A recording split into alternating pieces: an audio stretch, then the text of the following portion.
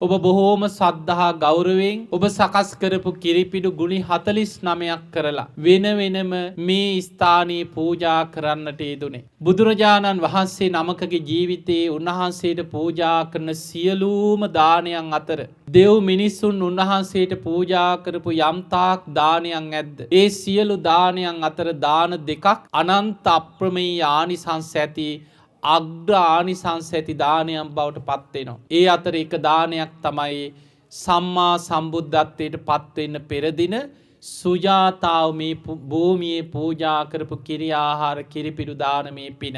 ඉතින් එහෙමනම් අද දවසේ අපි මේ පූජා කරපු කිරිපිඩු පූජාවත් හිමිදිරි උදෑසන මේ සීතල මේ අපහසුතා මේ සියල්ල ගැන හිතන්න නැතුව උදෑසනින් අවදි වෙලා අප්‍රමාණ සද්ධාවෙන් කිරි ආහාර කිරිපිඩු සකස් කරගෙන මේ භූමියට පැමිණිලා මේ පූජා කරගත් කිරි ආහාර පූජාමේ පිනත් ඔබ හැම දිනාටම අනන්ත අප්‍රමාණ ආනිසංස ඇති දානමය පිනක් බවටම පත් වේවා. සුජාතාව සම්මා සම්බුද්ධත්වයට පත් වෙන්න පෙර දවසේ පූජා කරපු මේ කිරිපිඩු දාණය චුන්ද කර්මාර පුත්ත පිරිනිවන් පාන්න පෙර පූජා කරපු දානයත් කියන මේ දාන දෙක තමයි බුදුරජාණන් වහන්සේගේ ජීවිතයේ උන්වහන්සේ වෙනුවෙන් පූජා කරපු දානයන් අතර අග්‍රම ආනිසංස ඇති දානයන් බවට පත් වෙන්නේ.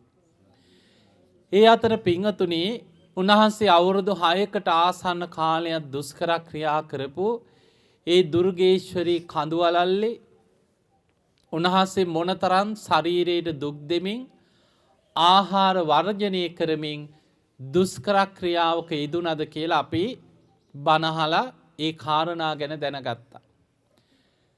උන්වහන්සේ දුෂ්කර ක්‍රියාව අතහැරලා ඒ පහළ තියෙන සේනානි ගමට තමයි පිණ්ඩපාතේ වැඩි. සති දෙකක් පමණ ටික ටික උන්වහන්සේට ලැබෙන දාන වළඳනකොට ආහාර වළඳනකොට උන්වහන්සේගේ ශරීරයේ අර යටපත් වෙලා ගිය මහා පුරුෂ ලක්ෂණ මතුවේගෙන ආවා. ශරීර ශක්තිය උන්වහන්සේට ඉක්මනින් ලැබුණා. ඒ තමයි සාමාන්‍ය කෙනෙකුට වඩා උන්වහන්සේ අබෑටයක් පමණ පුංචි දෙයක් දිවාග තියාගත්තත් එහි තියෙන සම්පූර්ණ ඕජාව ශරීරයට උරාගෙන ශරීර ශක්තිය ඇති කරන්න තරම් උන්වහන්සේට මහා පුරුෂ ලක්ෂණයක් තියෙනවා. ඒකට ධර්මයේ කියන පහූත ජීවහ කියලා. උන්වහන්සේගේ දිවාග රසනහර 700ක් පිහිටලා තියෙනවා කියන. සාමාන්‍ය කෙනෙකුට පිහිටන්නේ නැහැ. ඒක මහා පුරුෂ ලක්ෂණයක්. ඒ නිසා පුංචි දෙයක් දිවාග තබා ගත්තත් එහි සම්පූර්ණ ආහාරමය ඕජාව ශරීරයට උරාගෙන ශරීර ශක්තිය පවත්වන්න තරම් ඒ තුල උන්වහන්සේට ශක්තිය තියෙනවා. එදා උන්වහන්සේ ඒ දුර්ගේශ්වරී කඳුවලල්ලෙන් පහළට බැහැගෙන උන්වහන්සේ ඇවිල්ලා මේ ස්ථානයේ පිහිටියේ එදා නුග රුකක්. ඒ නුග වර්ගයට අයිති නුග වෘක්ෂයක් එදා පැවතියා. ඒ අද වගේ කාලෙක නෙමෙයි අදත් ගහක් තියෙනවා තමයි. හැබැයි මීට අවුරුදු 2500 ගානකට පෙර එදා මේ භූමියේ පැවතිච්ච නුග වෘක්ෂය මේ මුළු ප්‍රදේශය විතරක් නෙමෙයි ඈත පළාත්වල ඉඳන් මිනිස්සු විශ්වාස කරා ඒ නුගරුකට අධිග්‍රහිත දේවතාවෙක්ගේ ආශිර්වාදය ගැන. ඒ නිසා මිනිස්සු බාරහාර වෙන්න මෙතනට එනවා.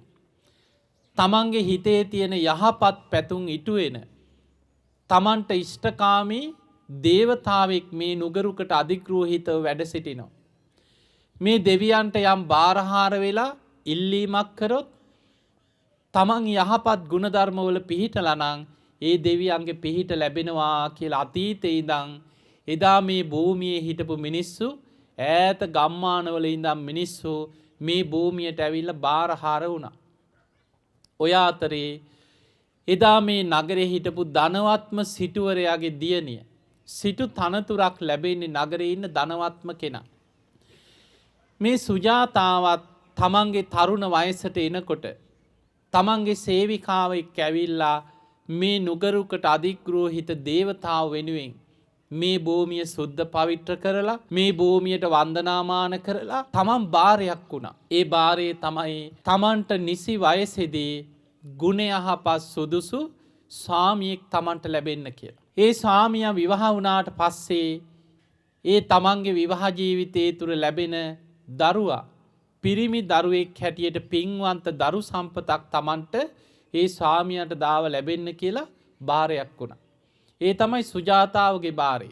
තමන්ට ගුණ යහපත් හොඳ ගුණ යහපත් පින්වන්ත ස්වාමියෙක් ලබන්නත් ඒ ස්වාමියාට දාව ලැබෙන දරුවා පිරිමි දරුවෙක් හැටියට පළවෙනි දරුවා තමන්ට දරු සම්පතක් හැටියට ලැබෙන්නත් බාරයක් වුණා. මේ බාරය ඔප්පු කරන්න තමන් නුගරුකට අධිග්‍රෝහිත දේවතාවට පොරොන්දුවක් වුණේ සාමාන්‍ය කෙනෙකුට අද අපි මේ කරන කිරි ආහාර පූජා වගේ නෙමෙයි. සුජාතාව කියන්නේ මේ නගරේ හිටපු ධනවත්ම සිටුවරයාගේ දියණිය. ඒ කාලේ ධනවතුන්ට වැඩිපුර හිටියේ අද යාන වාහන වගේ හරක බාන. ගව පට්ටේ දහස් ගණන් කිරි ගවයන් කිරි එළදෙන්නු ඒ අයට හිටිය වටිනා වස්තුව හැටියට.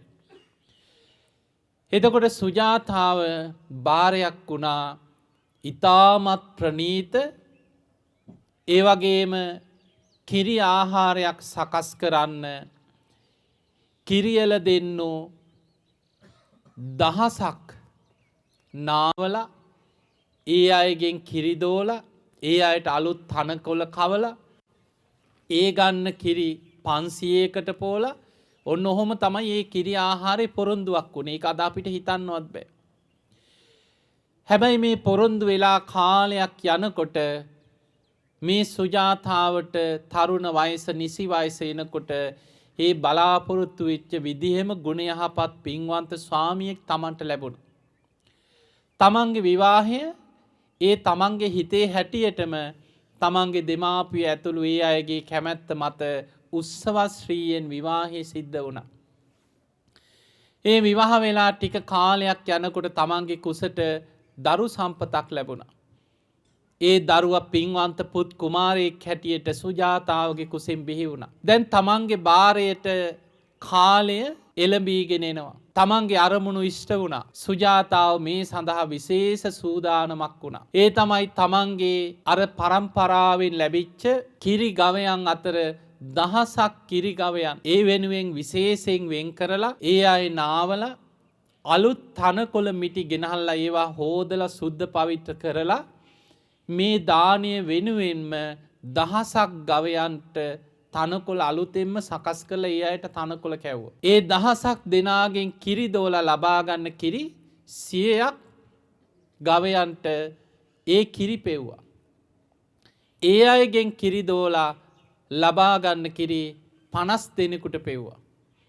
ඒ අයගෙන් කිරි දෝලා 10 දෙනෙකුට ගත්තා. මෙන්න මේ විදියට පහලට අඩු කරගෙන ඇවිල්ලා තමයි අවසාන 10 දෙනාගෙන් ගන්න කිරි වලින් තමයි මේ කිරි ආහාර සකස් කරන්න සූදානම් කරේ. එතකොට මේ කිරි ආහාර සකස් කරන දවසේ දැන් කිරි පිඩු සකස් කරද්දිත් ඊටාම ගෞරවයෙන් ඒ දාන දර පවා සඳුන් දර වලින් තමයි මේ කිරි පිඩු කිරි ආහාර සකස් කරන්නේ. උඩුවියම් බැඳලා ඊටාම ගෞරවයෙන් මුඛවාඩම් බැඳලා මේ කිරි පිඩු කිරි ආහාර සකස් කරන දවසේ එදා අපේ බෝසතාණන් වහන්සේ දුර්ගේශ්වරී කඳුවලල්ලෙන් පහළට බැහැගෙන ඇවිල්ලා මේ භූමියේ තිබිච්ච නුග ගහ යට උන්වහන්සේ විවේක සුවයෙන් වැඩ සිටියයිදා. සුජාතාව උදේ පාන්දර දැන් කිරි ආහාර සකස් කරන දවසේ සේවිකාවට කිව්වා කිරිපිඩු අරගෙන යන්න කලින් ගිහිල්ලා නුගරුක අසල සුද්ධ පවිත්‍ර කරලා අතුපතු ගාලා ඒ භූමිය සූදානම් කරන්න කියලා. පිරිසිදු කරන්න කියලා. සුජාතාවගේ සේවිකාව මෙතනට එනකොට හරීම පුදුමයි. රත්තරම් පාට ශරීරයක් ඇති ඒ ශරීරයෙන් ගිනි අඟුරු පාට රශ්මියක් විහිදෙන දෙවි කෙනෙක් වගේ කෙනෙක් ඉන්නවා ගහ යට. දැක්ක ගමන් හිතුවා මේ නම් මිනිස්සෙක් නෙමෙයි. සුජාතා දේවිය මහා පින්වන්තයි. මේ හදන කිරි ආහාර දානයත් සාමාන්‍ය කෙනෙකුට හදන්න පුළුවන් කිරිපිඩු දානයක් නෙමෙයි. ඒ තරම් සද්ධාවෙන් ඒ තරම් ගෞරවයෙන් ඒ වෙනුවෙන්ම පේ වෙලා සකස් කරන කිරිපිඩු පූජාව. අද මේ කිරි ආහාර දානේ පිළිගන්න නුගරුකට අධිග්‍රෝහිත දේවතාවා මිනිස් වෙස් මවාගෙන දිව්‍ය ස්වරූපයෙන්ම ගහ යට වැඩ ඉන්නවා. බොහොම සතුටෙන් ආපහු දුවගෙන ගියා මාලිගාවට. ගිහිල්ලා කිව්වා සුජාතා සිටු දියණිය ඔබ මහා පින්වන්ත කෙනෙක්. ඔබේ කිරිපිඩු පිළිගන්න අද නුගරුකට අධිග්‍රෝහිත දේවතාවා මිනිස් වෙස් මවාගෙන නුගරුක මුලම වැඩ ඉන්නවා. සුජාතාවටත් පුදුම සතුටක් ඇති වුණා. අර පිළියෙල කරගත්ත කිරි ආහාර කිරිපිඩු සකස් කරගෙන රත්තරන් වලින් සකස් කරපු රන් නැලියකට තමයි රන් තැලියක කිරිපිඩු තැම්පත් කරලා බොහෝම සද්ධා ගෞරවයෙන් මේ භූමියට එනකොට අපේ බෝසතාණන් වහන්සේ නුගරුක මුල වැඩ ඉන්නවා. එදා ලෝතුරා සම්මා සම්බුද්ධත්වයට පත්වෙන දවස අපේ බුදුරජාණන් වහන්සේ පිරිනිවන් මංචකයේ වැඩ ඉඳලා පිරිනිවන් පාන්න කලින් එදා පිරිනිවන් පාන දවසේ කකුත්තා නදියෙන් පැම් පහසු වෙලා ගොඩට වැඩම කරපු වෙලාවේ කුක්කුස මල්ල පූජා කරපු රත්තරම් පාට සලුව බුදුරජාණන් වහන්සේගේ බුදු සිරුරට පොරෝණ වෙලාවේ උන්වහන්සේගේ ශරීර වර්ණය වෙනස් වෙලා රත්තරම් පාටින් ගිනි අඟුරු පාට ආලෝකයක් විහිදෙන්න පටන් ගත්තා. ඒ වෙලේ ආනන්ද හාමුදුරුවෝ කියනවා ස්වාමීනි භාග්‍යතුන් වහන්සේට මං අවුරුදු 25ක් බොහෝම ගෞරවයෙන් උපස්ථාන කරා. බොහෝ කාලයක් තථාගතයන් වහන්සේ ඇසුරේම හිටියා. නමුත් මං කවදාවත් දැකලා නැහැ තථාගතයන් වහන්සේගේ සිරුර මේ වගේ රත්තරම් පාට වර්ණයක් ශරීර වර්ණයෙන් වෙනස් වෙලා ගිනි අඟුරු පාට රත්තරම් පාට ආලෝකයක් බුදු සිරුරෙන් විහිදෙනවා කවදාවත් දැකලා නැහැ. ආනන්දේ අවස්ථා දෙකකදී පමණයි බුදු කෙනෙක්ගේ ශරීරෙන් මේ වගේ ආලෝක විහිදෙන්නේ. යම් රාත්‍රියක තථාගතයන් වහන්සේ සියලු කෙලෙසුන් ප්‍රහාණය කළ ලෝතුරා සම්බුද්ධත්වයට පත් වෙනවද? එදාටත් බුදුරජාණන් වහන්සේගේ බුදු සිරුර රත්තරම් පාට වෙලා ගිනි අඟුරු පාට ආලෝකයක් විහිදෙනවා. යම් රාත්‍රියක තථාගතයන් වහන්සේ සම්බුදු කෘත්‍ය අවසන් කරලා පිරිනිවන් පානවද එදාටත් බුදුරජාණන් වහන්සේගේ බුදු සිරුර රත්තරම් පාට වෙලා ගිනි අඟුරු පාට රශ්මියක් විහිදෙනවා. එහෙමනම් එදා සුජාතාව කිරිපිඩු පූජා කරපු දවසේ එදා රාත්‍රී තථාගතයන් වහන්සේ සියලු කෙලෙසුන් ප්‍රහාණය කරලා ලෝතුරා සම්මා සම්බුද්ධත්වයට පත්වෙන දවස.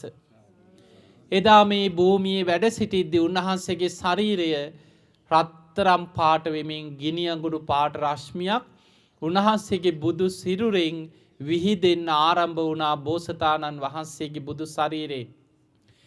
එදා සුජාතාව අප්‍රමාණ පැහැදීමෙන් සුජාතාව දැනගෙන හිටියේ නෑ මේ බුදු වන කෙනෙක් කියලා.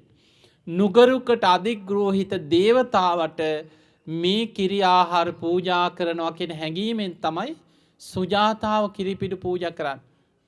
හැබැයි මතක තියාගන්න ඒ වෙනුවෙන් පාරමී පුරාගෙන එන්නේ කල්ප ලක්ෂයක් පුරා.